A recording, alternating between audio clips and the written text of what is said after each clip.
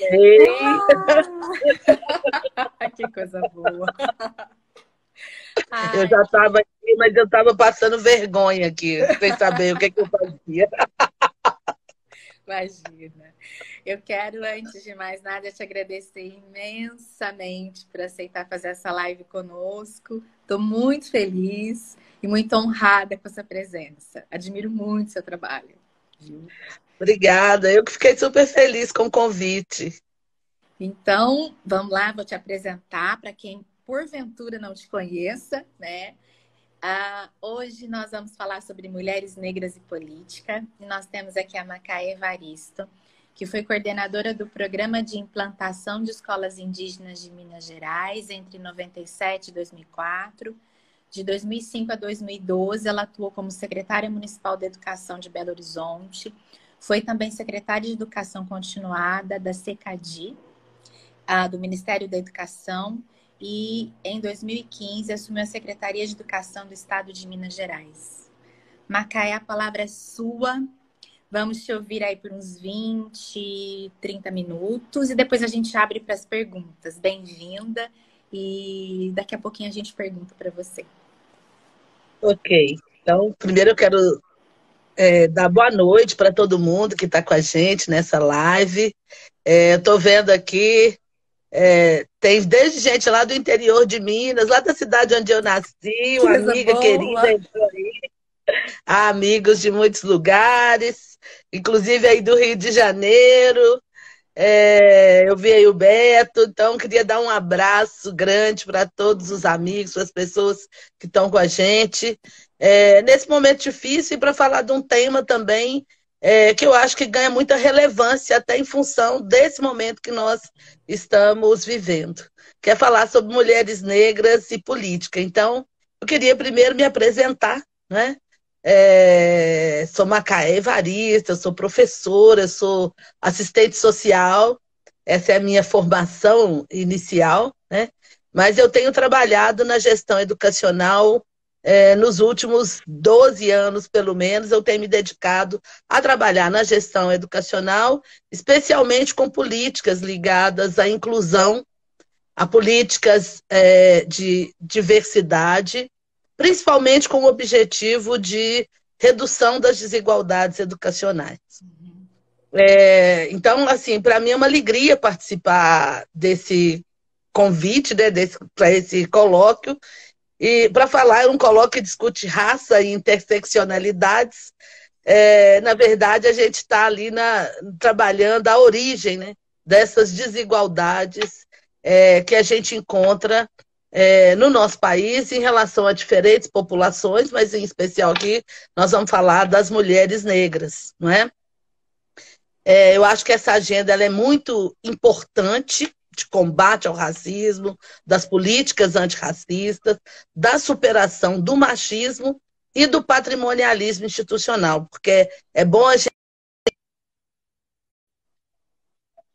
instituição, né, da sociedade brasileira.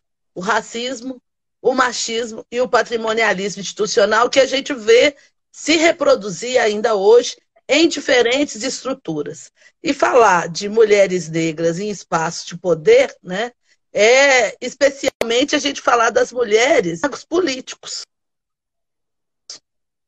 Por quê? Falar de mulher na política, mulher negra na política, eu falo, olha, isso a gente faz desde o dia que a gente nasce, não é? Porque para a gente chegar viva, eu falo, olha, para a gente chegar viva, não é? Aos 5 anos de idade, depois passar a adolescência, chegar viva na vida adulta, é porque a gente teve que fazer muita política e muitas mulheres ao nosso redor, né? Fizeram muita política para que a gente conseguisse chegar onde a gente está, onde a gente chegou. Mas, em especial, eu quero falar das mulheres em cargos políticos, a começar para dizer o que são cargos políticos, né? Sim. Que é uma questão para a gente compreender, né? Então, quando a gente está falando de cargos políticos, a gente está falando tanto de cargos eletivos, do Poder Executivo e Legislativo, do governo federal, dos governos estaduais e dos governos municipais, mas também nós estamos falando de cargos políticos, de membros que participam desses lugares, desses poderes, que são de livre nomeação daquelas pessoas que foram eleitas. Né? Então, a minha trajetória em cargos políticos até então não foram em cargos eletivos, mas eu ocupei cargos na gestão pública, na administração pública, que são cargos políticos. O cargo de secretária municipal de educação, né? Um cargo de secretária nacional do Ministério da Educação, são cargos que, para ocupá-los, né, além de um perfil técnico importante, que eu considero na sua trajetória, são cargos também que são considerados cargos políticos dentro da estrutura que a gente tem hoje na organização do Estado brasileiro. E falar de mulheres nesses lugares é ainda a gente falar de um percentual muito pequeno. Quando a gente está falando de mulheres negras no Brasil, né, vamos lembrar que nós somos hoje 27, quase 28% da população brasileira. Né? O ano passado, o Instituto Locomotiva soltou uma pesquisa, né, de que as mulheres negras, em 2018, elas mobilizaram, né, operaram 16% do PIB. Eu lembro que a Folha fez uma matéria sobre isso, falando que mulheres negras movimentam 704 bilhões, né? Uau! O que corresponde a 16% do PIB. E eles chamavam atenção dizendo que as mulheres negras, né, ainda não eram consideradas no momento da propaganda, né, para o consumo, ainda que elas, em 2018, tenham movimentado um montante de 704 bilhões. Né? Foi bem interessante, porque logo após essa matéria, várias intelectuais negras, articulistas de jornais, se manifestaram para dizer, né, primeiro, que apesar do montante ser substancial, significava apenas 16% do PIB e nós somos 27% da população brasileira. Né? Então, que pelo menos a gente deveria, em condições, né, que a gente consideraria adequadas, nós deveríamos pelo menos movimentar 27% do PIB do país. Mas, para além disso, né, um debate sobre que a gente não quer só consumir os produtos. Exatamente. Não olhar para a gente só com cara de quem é consumidora. Nós queremos estar nas propagandas. Bom, não queremos estar só nas propagandas. As propagandas é um espaço importante, né? Sim. Mas, inclusive, nós queremos, né, poder estar fazendo a gestão das empresas, né, que produzem. Sim. Queremos estar decidindo o que produzir, por que produzir, quando produzir e em que condições produzir, né, por exemplo. Então, eu trago esses dados, né, falando um pouco assim do PIB, mas para a gente pensar que, apesar desse montante, né, na verdade, nós ainda somos subrepresentadas em diferentes espaços no nosso país. E, ao mesmo tempo, nós somos, vou dizer, hiperrepresentadas quando a gente está falando de indicadores de desigualdade, né? Então, quando a gente está falando em relação ao mercado de trabalho, por exemplo, nós vamos falar quem são as pessoas, né, que estão nos subempregos, que estão nos empregos informais, que têm menos proteção do ponto de vista trabalhista. Nós estamos sobre-representadas, a gente poderia dizer isso. Né? Quando a gente pensa as trabalhadoras domésticas, nós ainda somos a maioria das trabalhadoras domésticas. No Brasil, nós, ao longo do século XX, a gente viveu pouquíssimos tempos, né? Assim, vamos dizer, quase que suspiros de experiências democráticas. Então, assim,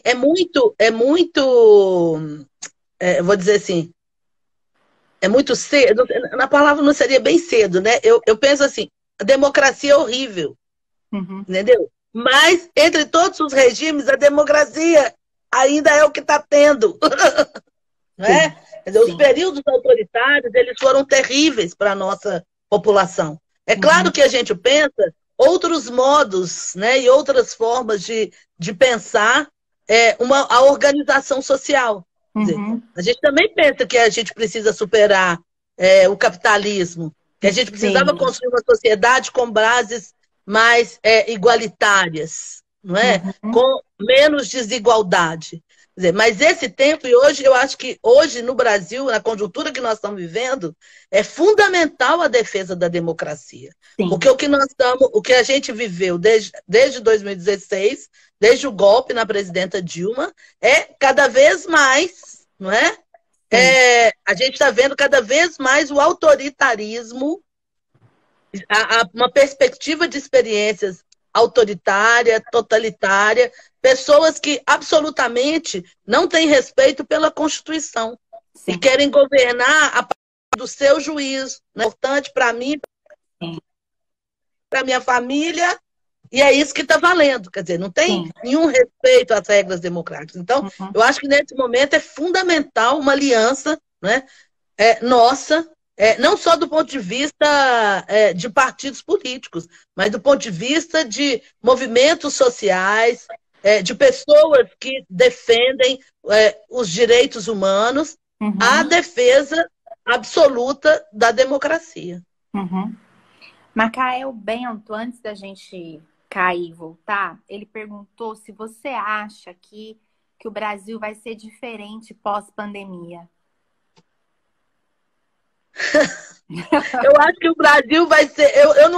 veja bem, gente, eu não acho que uma pandemia é capaz de produzir essa diferença. Eu acho que a nossa ação política, né, uma ação política coletiva é capaz de produzir a diferença. Vamos lembrar que o mundo ele já viveu outras experiências, né? Por exemplo, viveu lá no início do século XX a gripe espanhola, e o que sucedeu à gripe espanhola foi uma guerra. Sim. Tá certo? Foi uma guerra. Então, o mundo vai ser um lugar melhor a partir da pandemia? Não, o mundo vai ser um lugar melhor a partir da nossa capacidade de atuação e participação política, né? E do tanto que a gente conseguir, eu vou dizer assim, construir uma aliança, né, para o bem comum. A Janete Ribeiro, antes da gente, também fez uma pergunta. O que seria um projeto político a partir do olhar das mulheres negras? Ah, é bonito isso. Legal. Bonito isso, né? Bom, eu acho que primeiro é um projeto antirracista, não é? E falar em superação do racismo é a gente falar de uma série de correções, vamos dizer assim, de mudanças, de transformações na agenda das políticas públicas no nosso país. Eu acho que não dá para a gente não reconhecer que nós vivemos nesse período, né, de democrático do nosso país, em especial nos governos do presidente Lula e da presidenta Dilma, uma série de políticas que avançaram nesse sentido. Né? A gente ainda tem inúmeras coisas por fazer, mas eu queria falar do ponto de vista, por exemplo, da educação. Né? Nós não tínhamos até então, né, gente, nenhuma política, por exemplo, para a inclusão de crianças com deficiência. Sim. Vou dar um exemplo básico.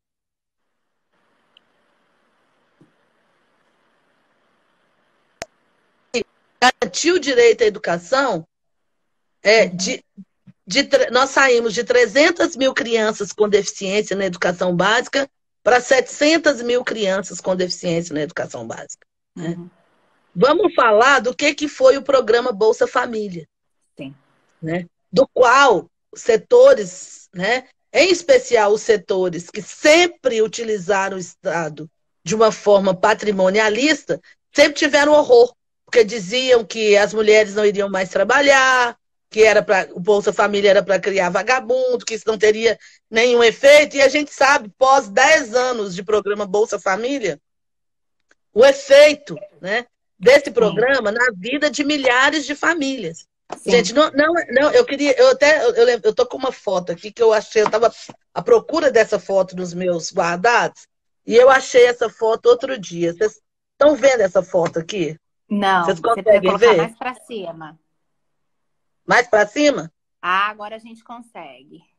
Um Vocês pouquinho estão mais vendo pra um cima. monte de gente em cima de mantimentos? Sim. Várias pessoas. E muitas Um pouquinho compras. mais pra cima pra gente, Macaé. Sim, agora todo mundo. Sim, perfeito. Dá para Uhum. ver aí? Dá. Essa foto foi tirada lá no município de São João das Missões. É um Uhum. município que tem 70% da população indígena aqui em Minas Gerais. Fica no Uhum. norte de Minas. E Uhum. quando eu conheci esse município, ele era um dos municípios com menor IDH em Minas. Uhum. E tinha aldeias nesse município que não tinha nenhuma pessoa alfabetizada. Quando se começou o programa de implantação de escolas indígenas. Essa foto aqui eu fiz quando eu estava fazendo a minha pesquisa de mestrado. Eu estava fazendo um trabalho de campo e eu amanheci na sede do município e eu nunca tinha visto tanta gente na sede do município como eu vi. Isso foi em 2004. Eu Uhum. falei, gente, será que morreu alguém? Uhum. De manhã. Gente, será que morreu alguém? Tem tanta gente aqui. Aí falaram, não, é porque tinham inaugurado, né? Tinha chegado na cidade pela primeira vez um caixa eletrônico na Olha. sede da prefeitura. Uhum. E as pessoas estavam também, né, pela primeira vez podendo receber o Bolsa Família, né? Então, essa foto aqui é uma foto que eu tirei no final do dia que ela me emociona, né? Que é vendo Uhum. o que as pessoas compraram, né, Uhum. com, com o dinheiro do Bolsa Família. Eu falo que essa foto é para eu nunca esquecer, né? Que as Uhum. pessoas, e em sua maioria são mulheres e são mulheres negras, o que a gente compra, gente, é alimento, é botijão de Sim. gás, entendeu? As pessoas compravam coisas básicas para a sua sobrevivência, né? Às vezes era um material de construção para fazer um banheiro. Pela primeira vez a casa passou a ter um banheiro digno, Banheiro. entendeu? Uhum. Então, essa questão aqui, ela para mim, ela é muito simbólica. Quando eu penso assim, o que é um projeto político, né, de mulheres negras? Um projeto político de mulheres negras, para mim, tem que ter um compromisso com a transformação social, tem que ter um compromisso com a redução das desigualdades, tem que ter um compromisso, gente, eu vou dizer assim, com a centralidade, né, da humanidade das pessoas. Tem que Uhum. ter um compromisso com a dignidade. Eu falo que dignidade é uma palavra bacana, porque dignidade é uma palavra que a gente consegue traduzir em políticas públicas, né? Uhum. Então, quando eu falo uma escola digna, as pessoas sabem que eu estou falando de uma escola com professores que têm a formação adequada, uma escola que tem uma boa condição de infraestrutura, não é? Que os Uhum. alunos tenham acesso à internet, ao computador, uma quadra Uhum. coberta. Eu estou falando de dignidade, né? Uhum. Quando eu falo Uhum. de uma casa digna, as Uhum. pessoas sabem do que eu estou falando. Sim. É uma casa, é um lugar onde tem saneamento básico, onde tem a rede de esgoto, né, gente? Uhum. Onde eu Sim. tenha uma cama para dormir, para os meus filhos dormirem, né? Que eu tenha uma cozinha, que eu tenha condição de ter o gás, a energia elétrica, a água. Então, dignidade é um paradigma que dá para se traduzir em políticas públicas. Eu Uhum. acho que essa é uma questão quando eu penso um projeto político para mulheres negras. E uma coisa que eu acho que a gente não separa. Uhum. Antes de entrar nessa live, eu estava vendo a live da Conceição Evaristo. Uhum. E hoje foi a leitura de um conto maravilhoso dela, né? Que ela fala de uma. É a história de uma mulher, né? Que o filho. Eu esqueci o nome agora, gente, porque eu estou péssima, eu estou ficando velha mesmo. Esqueço o nome. Mas, enfim, o Josué, a história, né? Do Josué, que tem um nome, que a família colocou Josué porque achava que ele era um homem, e o dia que ele descobre que ele é que eu sou um menino, né? Ele chora e fala, mas eu não sou um menino, eu sou uma menina. E a Uhum. história está aí, não vou contar para vocês lerem, né? A Vocês gente vão lê. procurar, vocês irem atrás para ler.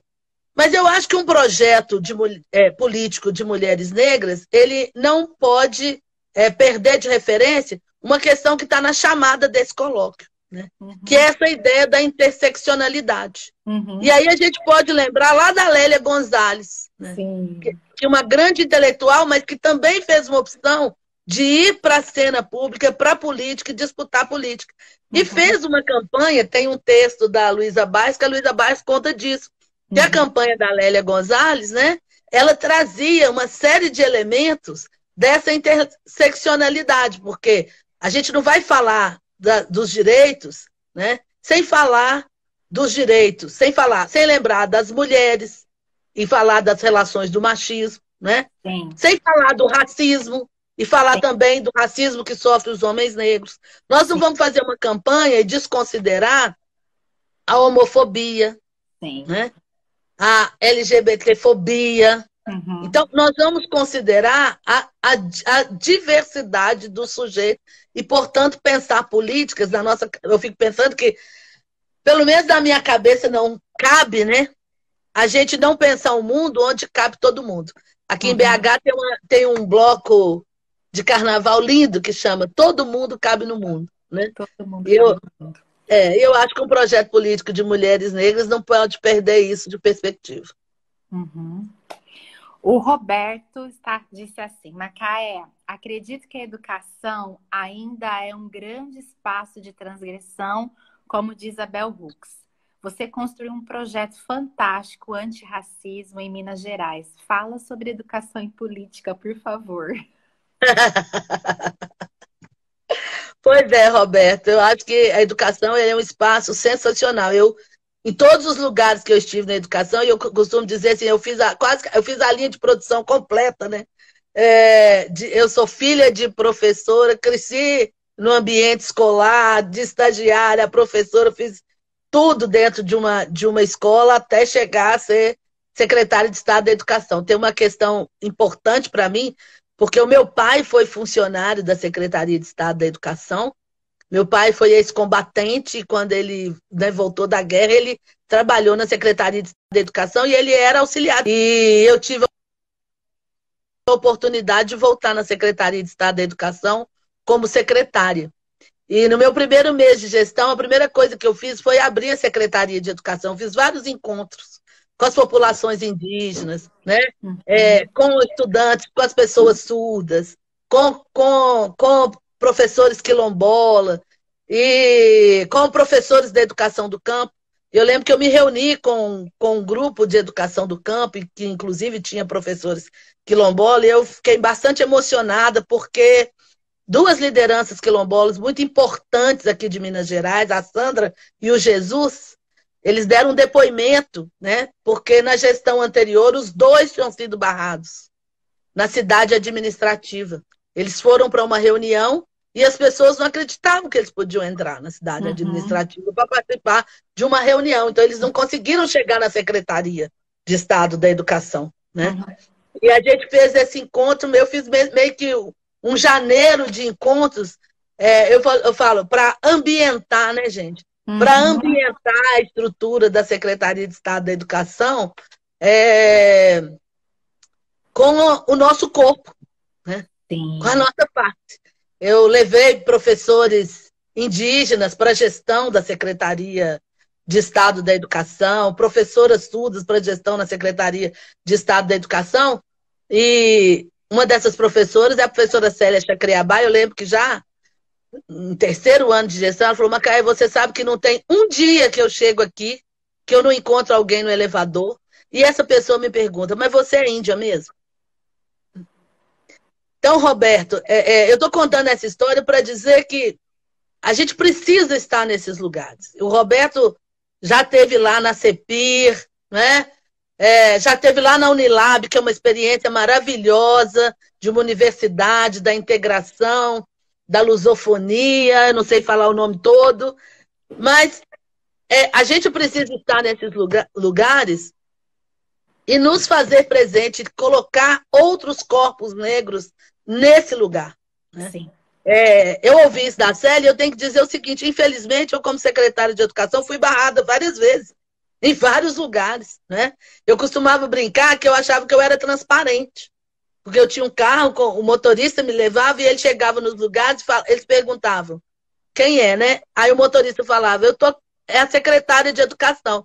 E às vezes eu falo, o moço lá que ficava na portaria, ele olhava assim, eu falava, ele olhava através de mim, porque ele não me enxergava, né, gente? Ele não me enxergava nesse lugar.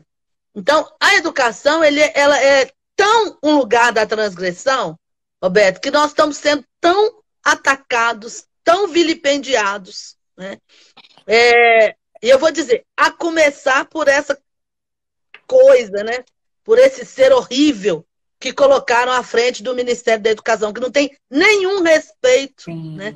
Ele não tem nenhum respeito, não é aos professores, não é ao povo brasileiro, ele não tem respeito a nada, né? Eu acho que ele nem se respeita, porque se ele tivesse um mínimo de respeito e amor próprio, né, ele não faria as coisas que ele faz a ocupar um cargo que para nós é tão importante, né, gente? Que é o do Ministério da Educação. E incomodou. O que incomodou nas políticas do Ministério da Educação? O que mais me incomodou foi o que primeiro eles cortaram, foi a SECADI, uma Secretaria de Educação Continuada, Alfabetização, Diversidade e Inclusão. Uma secretaria, que só fez políticas, né, transgressoras, que só fez políticas decoloniais, porque construiu uma outra narrativa para as políticas públicas. E olha que nós batemos muito, né, ao longo de todo o processo, desde a construção da SECADI, a gente fez muita pressão e fizemos pressão no processo, mas é uma secretaria que já nasceu, ao fazer as suas políticas, sempre com a participação de colegiados. Então, educação do campo, com um colegiado com representação dos movimentos sociais do campo, dos trabalhadores e trabalhadoras da educação do campo, né? Na área da educação para as relações étnico-raciais, a gente tinha a Cadara, né, com representação dos movimentos sociais negros, professores e professoras negras, tanto da educação básica quanto da educação superior, na implementação de políticas públicas, né, que tiveram um efeito maravilhoso, ainda que a gente avalie que tenha sido curto espaço de tempo e a gente ainda queria muito mais. Mas se a gente pensar o significado, né, da gente ter cotas nas universidades públicas, né, da gente ter desenvolvido uma série... Gente, vamos falar aqui, olha, os editais do Uniafro, né, a visibilidade e a ampliação que se teve no mercado editorial para as escritoras negras, se a gente considerar o impacto da Lei 10.639, para além do impacto nos currículos escolares, né? Mas o impacto que se fez para fora. A primeira vez que em Belo Horizonte nós fizemos um edital para aquisição de kits de literatura afro-brasileira. Nessa época eu era gerente da política educacional, a secretária era a professora Maria do Pilar, aqui em Belo Horizonte. Foi 2004, né? Em 2003 nós tivemos a homologação da Lei 10.639, que inclui história e cultura dos africanos e dos afro-brasileiros nos currículos escolares. No primeiro edital, a gente conseguiu adquirir 56 títulos, né? E muitos desses livros já eram livros que tinham sido publicados há 10, 15, 20 anos antes, né? O segundo edital, a gente fez 2 anos depois, né? Nós conseguimos selecionar mais de 100 títulos para as bibliotecas escolares, né? Uma política que segue aqui no município de Belo Horizonte, mas que anda muito pressionada por setores conservadores e aqueles setores que defendem uma escola sem partido. Mas, na verdade, não é uma escola sem partido, né, gente? É uma escola sem os sujeitos. E que sujeitos são esses? Somos nós, né? Homens e mulheres negros, a população LGBT, a população indígena, as crianças com deficiência, as pessoas que precisam da educação de jovens e adultos. Porque da mesma forma que na saúde tem gente achando que não tem problema, né? Todo mundo tem que contaminar e tem gente que vai morrer mesmo. Exatamente. Quem fala isso, tem gente que vai morrer mesmo, parece que tem certeza que não vai morrer ninguém da sua família. Exatamente. Não é? Exatamente. Porque as pessoas já sabem quais são as famílias que vão chorar, não é? Porque nós vamos perder, sim, entes queridos. Porque nós temos uma história né? Uma história de desigualdade que nos deixa mais frágeis, mais vulneráveis diante dessa situação. Então, eu tenho... E na Secretaria de Estado da Educação, a gente fez um projeto muito legal, né? Que foi... Ai, gente, é tanto projeto, tanto programa. Mas estou tentando lembrar a chamada aqui. Resuma, com essa história a escola tem tudo a ver, né? É a Lei 10.639. Com essa história a escola tem tudo a ver. E uma das linhas que nós trabalhamos foi a iniciativa de desenvolver pesquisas para jovens do ensino médio, né? Então, a criar nas escolas de ensino médio os núcleos inspirados nos DEABs que criamos para as universidades e que, no caso, os institutos federais, né, têm núcleos de pesquisa que incorporam estudantes do ensino médio, mas as escolas das redes estaduais de ensino médio não têm uma tradição e uma história de iniciação científica e de pesquisa. Então, nós criamos o primeiro programa de pesquisa no ensino médio e uma linha, né, para os núcleos de estudos afro-brasileiros no ensino médio. Foi uma experiência muito legal, financiamento do governo estadual, pela Secretaria de Estado da Educação, mas com um apoio maravilhoso da FAPEMIG, que é a nossa fundação aqui, que apoia a pesquisa. E, primeiro, foram selecionados os projetos de pesquisa das escolas, professores e estudantes escreveram projetos de pesquisa e foram selecionados, e depois a gente fez um edital para as instituições de ensino superior, para que, nas linhas apresentadas pelos projetos de pesquisa. Então, os professores das universidades olhavam para as escolas de educação básica e falavam, bom, eu acho que o meu grupo de pesquisa pode se alinhar a esse grupo de estudantes aqui do ensino médio, a gente tem interesse em co-orientar esses projetos e essas pesquisas. Olha que maravilha. Uma parte desses trabalhos a gente apresentou aqui no Copene, que teve o Copene de 2018, a gente teve um simpósio só para falar dos trabalhos da educação básica, que às vezes se esquece muito, né? A gente fala em pesquisa e ainda tem um preconceito muito grande. Eu ouvi uma vez de uma secretária de Estado da Educação, aqui em Minas, né? Que a gente fica vendendo sonho. Onde já se viu falar que professor de educação básica pode ser pesquisador, né? Eu ouvi. A gente escuta, né? Escuta cada coisa, né?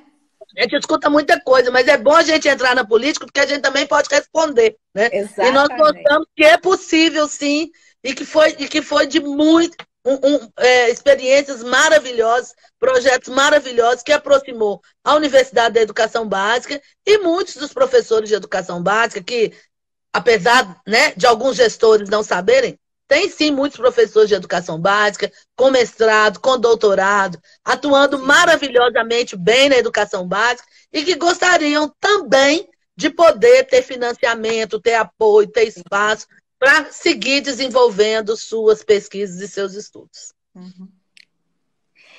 Macaé, a Passarinho Rebelde pergunta assim: você acha, Macaé, que se aproveitam da nossa urgência por pautas de sobrevivência para calar o nosso posicionamento religioso na política? Também, né? Também.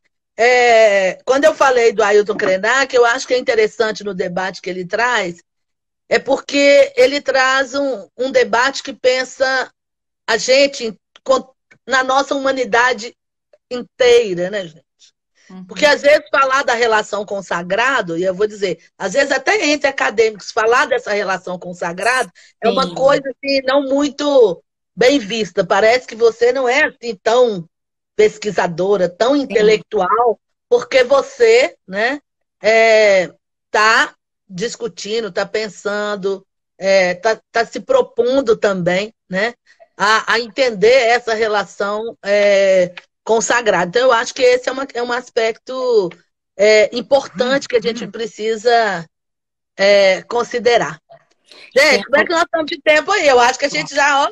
a gente... Vamos para a nossa última, deixa eu ver aqui. Nossa, tem um monte de comentários aqui embaixo. Depois vocês me mandam os comentários, Vou gente. mandar tudo. Olha, muito legal. Peraí, deixa eu passar, porque eu tô indo lentamente, mas tem um monte de perguntas aqui. Tô Deixa aqui eu voltar. curiosa, porque eu não vejo aqui. Ah, você não aparece para você rolar aí Não, também, né? Olha que estranho. Porque eu acho deveria. que tinha que aparecer. A gente tem que descobrir por quê. É. Tem uma pergunta que tá Fixou, fixou em uma pergunta para mim aqui. Um Olha, comentário. um comentário. É. Depois a gente tem que descobrir por quê. Nossa, aqui Eu tem não um sei se monte. é eu que. Ah, gente, eu descobri o problema. É naquela pecinha entre a cadeira e o celular. É porque eu tenho que passar o dedinho Você tem aqui. que passar o dedinho aqui. Gente, eu tô tendo maior letramento nesse negócio de live. A gente vai aprendendo, não é? Ai, que Ah, ótimo. deixa eu ver aqui. Passarinho tá tomando um chá de camomila, gente. Eu também queria. Ah, Rodrigo agradecendo. Agora eu tô vendo aqui. isso. A Janete está falando, queria te ouvir falar sobre aquilombamento e educação. Ô, Janete, eu tenho falado não, porque assim, aquilombamento, né? Esse conceito é lá do Abdias do Nascimento, mas a Conceição Evaristo escreveu uma poesia maravilhosa na virada desse ano. Eu não estou com ela aqui separada, mas é muito legal, porque eu falo que a literatura, a poesia tem essa capacidade, né? De falar de coisas que são tão importantes para a gente, tão sofisticadas, mas de uma maneira muito sensível. Uhum. Eu acho que dois conceitos que eu tenho falado que eu acho que eles são estratégicos para a gente pensar política desses tempos. Um é o Florestaninha, do Krenak, e o outro é o aquilombamento, né? Que vem do Abdias, mas que a Conceição falou disso, da necessidade. Eu acho que o aquilombamento, eu posso pensar assim, que é um nome, né? Bem nosso, bem ligado à nossa memória, à nossa ancestralidade, para a gente falar de uma maneira sensível, né? Sobre essa palavra tão difícil que a gente fala de interseccionalidade. É verdade. Que a interseccionalidade, eu costumo brincar, igual na política pública, intersetorialidade. É uma palavra difícil de falar. E às vezes, mesmo. e a gente brinca, é difícil de falar e às vezes mais difícil de encontrar. Mas quando a gente fala, né, de aquilombar, eu acho que a gente traduz isso de uma maneira que as pessoas compreendem, né? Quer dizer, o que é essa possibilidade da gente estar junto, né? Eu fico pensando de lugares em que a gente tem muita certeza, muita confiança, de que a gente compartilha, né? A gente compartilha ali de uma série de elementos para a nossa sobrevivência. E de uma certeza também, né? De que a gente, que não tem saída para nós, se não for uma saída coletiva. Né? Então, quando eu penso de aquilombamento e educação, né, eu penso cada vez mais que a gente precisa estar mais próximo, não só nos organizarmos, e eu acho que tem uma questão que me fala muito, às vezes a gente tem uma organização no campo da educação que ela exclui, né? Exclui os estudantes, exclui as famílias, exclui as comunidades. Eu tenho pensado muito sobre isso, a gente tem debatido muito essa questão. Quer dizer, nesse momento de isolamento, né, a gente vai cada um para sua casa, mas e as pessoas nas nossas comunidades? Né? Eu falo, o processo democrático na gestão pública, ele criou uma democracia, por exemplo, a efeito do concurso público, que também eu acho que é a melhor forma que tem, gente. Senão a gente nunca chegaria nesses lugares. Mas você faz um concurso para professor, né? É completamente democrático. Mas depois que você passa no concurso, a democracia meio que ela some ali, porque as comunidades, elas não têm mais condição. Eu aprendi muito isso. Essa foi uma indagação muito forte que ficou para mim da minha pesquisa com as escolas indígenas. Tem um grande debate pelo menos dentro do povo Xacriabá e algumas populações indígenas que eu conheço aí nesse Brasil, que é esse lugar do professor e a articulação dele com um projeto, né? Com um projeto coletivo daquele território, daquela comunidade, né? E do professor ele ter essa vinculação e tá, como é que eu vou dizer? Esse lugar também ele é um lugar autorizado pelo coletivo. Uhum. Então você pode, eu vi, por exemplo, situação em que as famílias todas tiram os alunos de uma classe e mandam estudar em outra escola porque tinha ali uma situação que não estava compreendida, não estava devidamente negociada, conversada com as famílias. Né? E isso se permanecer até que seja feita uma negociação, uma repactuação. Então, eu acho que a gente precisa muito, né? Pensar nessa articulação, entender que a gente está sofrendo um ataque maciço, né? E aí esse ataque maciço, ele não é só no Congresso. Né? É bom a gente atentar que a gente está sofrendo esse massacre nas comunidades. A educação e os profissionais, a gente tinha um lugar de autoridade, né? E aí, um lugar de autoridade pelo respeito e pela aliança que a gente construiu com as comunidades. Né? Mas, no entanto, nós estamos nos fragilizando. Né? Estou vendo a Passarinho Rebelde aí fazendo os comentários, né? Falando da bancada evangélica na política, e é bom a gente falar que não é só a bancada evangélica, né? E aí, inclusive, entender, porque a gente tem segmentos muito distintos nesse conjunto de pessoas, né? Quer dizer, evangélico não é um bloco único.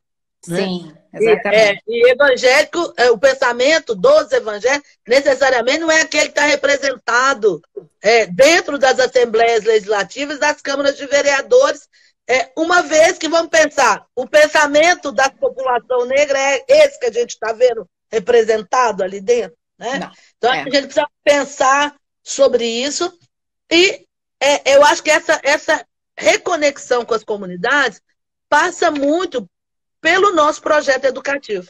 Eu costumo brincar que aqui em Minas Gerais, quando a gente chega no interior, tem 2 lugares que tem muro.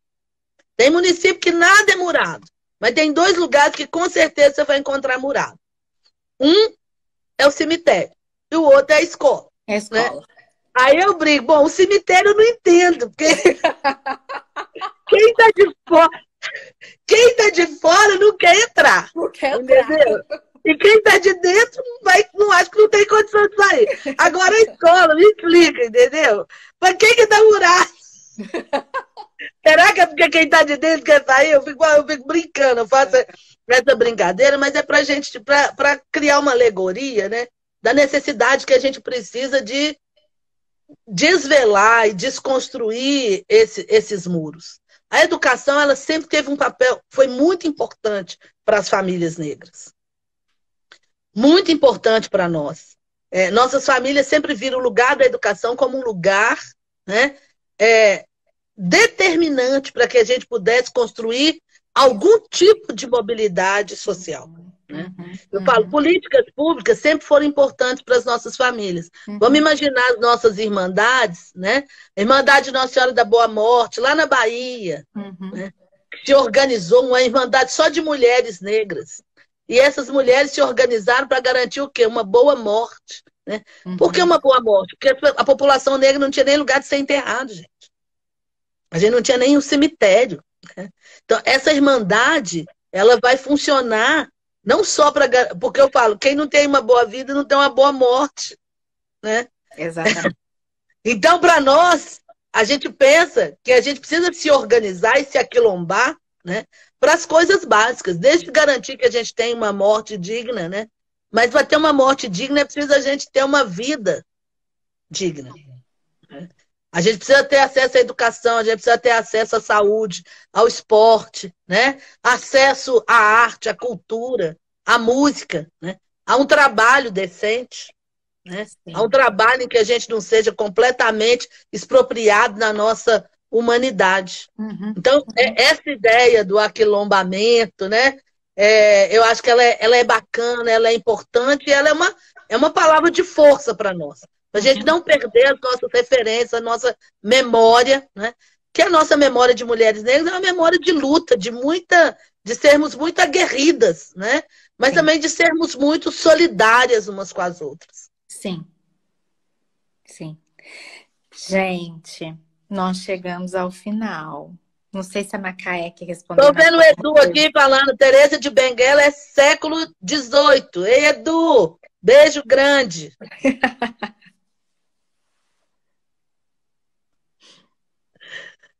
Ah, gente, eu lembrei, eu tenho que passar.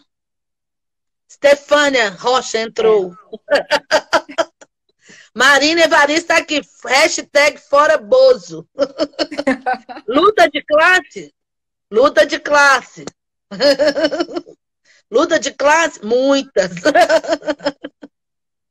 O passarinho. As nossas pautas de urgência, né?